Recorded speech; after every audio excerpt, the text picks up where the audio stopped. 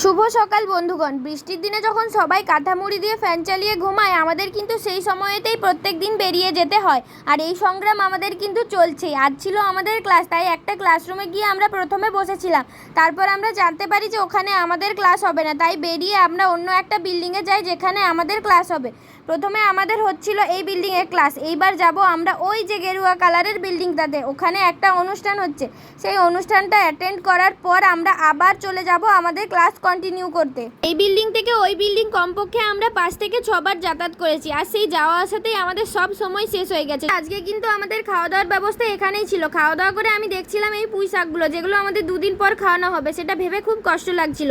বৃষ্টি হওয়াতে চারিদিকটা কিন্তু খুব সতেজ হয়েছে। তারপর আমি একটা পূর্বাশাকে কাঠগোলাপ গিফট করলাম, আর ও তো লজ্জায় একদম পাগল হয়ে যাচ্ছে। আর এই যে আমাদের কিন্তু ক্লাস শেষ হয়ে গিয়েছে, আমরা কিন্তু এইবার রুমের উদ্দেশ্যে রওনা দেব। তো আজকের মতো টাটা।